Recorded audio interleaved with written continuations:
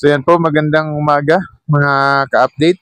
So ngayon po ay update na naman tayo sa napakagandang mga ginagawa ni Pangulong Bongbong Marcos. Welcome to Romis Update Channel. So yan nga mga ka-update, mamaya may panonoorin tayong video na kung saan dito natin makikita na yung mga legacy na may iwan ni Pangulong Bongbong Marcos Jr., mga legacy na kung saan ay talagang dito lang makikita sa kanyang administrasyon. Taliwas doon sa sinasabi, lalo na dating Pangulong Rodrigo Roa Duterte, na weak itong si Pangulong Bongbong Marcos. Marahil ay meron lang talaga siyang nakita na kagalingan dito kay Pangulong Bongbong Marcos, kaya ginawa niyang advance sa kaisipan ng mga Pilipino, lalo na sa mga DDS, na weak itong si Pangulong Bongbong Marcos para nga sa plano nilang pabagsakin ang administrasyong Marcos. Hindi na ito bintang kasi nga makailang bisis na pinangunahan nila yung ipagsasagawa ng mga rally para sirain at sabihan ng kung ano-ano si Pangulong Bongbong Marcos. Nandoon na sinasabing bangag, adik, diktador, magnanakaw. Pero hindi nga sila nagtagumpay. So ngayon, patuloy ng Pangulo ay nagtatrabaho at ipinapakita yung kanyang dedikasyon. Panoorin na nga natin yung video na sinasabi ko mga ka-update.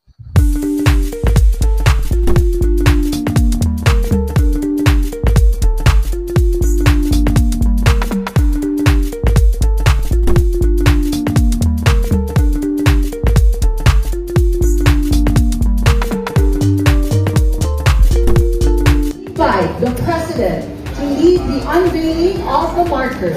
He will be joined by the Department of National Defense Secretary Gilberto C. Teodoro and VMMC Director Dr. Peter Paul Ruben G. Galvez. Ready, Mr. President? At the count of 3. 3, 2, 1.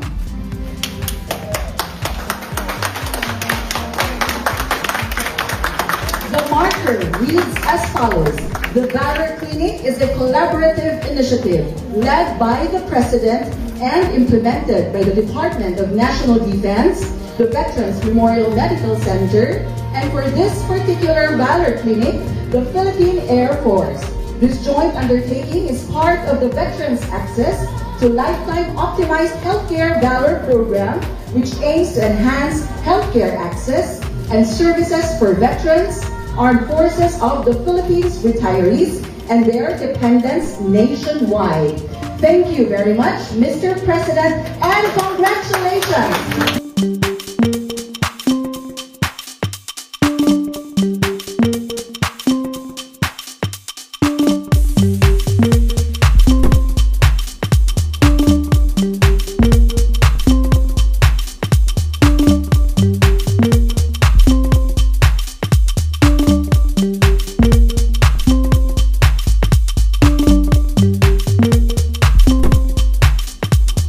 So yan po, yung kauna-unahang Valor Clinic para sa mga veteranong sundalo. At hindi lang sa mga veterano, kundi maging sa kasalukuyang mga sundalo. Na kung saan walang nakapag-isip nito dati. Marami nang dumaang mga pangulo, pero hindi nila naisip gawin. At pinapakinabangan lang yung mga sundalo para sa ating seguridad. Pero yung kanilang seguridad ay hindi na bibigyang pansin, walang ginagawa, no, para sa seguridad. Unang-una, siyempre, sa kalusugan ng ating mga kasundaluhan. At siyempre, bilang pagtanaw ng utang na loob, doon na sa mga natapos yung kanilang serbisyo, no, na matagumpay, na sila ay nakapagtapos ng kanilang serbisyo bilang isang sundalo. Marapat nga lamang na tanawin nating utang na loob sa kanila yung pagsiservisyo sa mahabang panahon.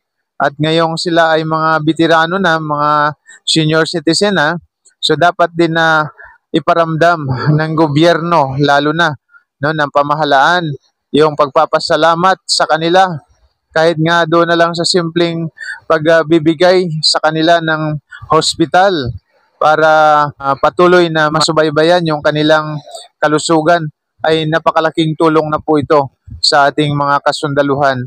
Yan po ay pasimula pa lamang at maglalagay siya ng maraming valor clinic sa lahat ng panig ng ating bansa. At yan nga po ay kauna-unahang ginawa sa Fernando Herbes Hospital, Lipa City, Batangas. Hindi pa rin nakagusto ng ating vlog na ito, humingi ako ng pasensya, pero yung katotohanan, tayo po ay nasa katotohanan lamang.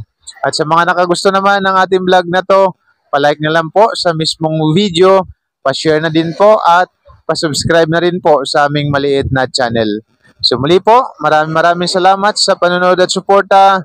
Glory to our Lord Jesus Christ and God bless po sa ating lahat.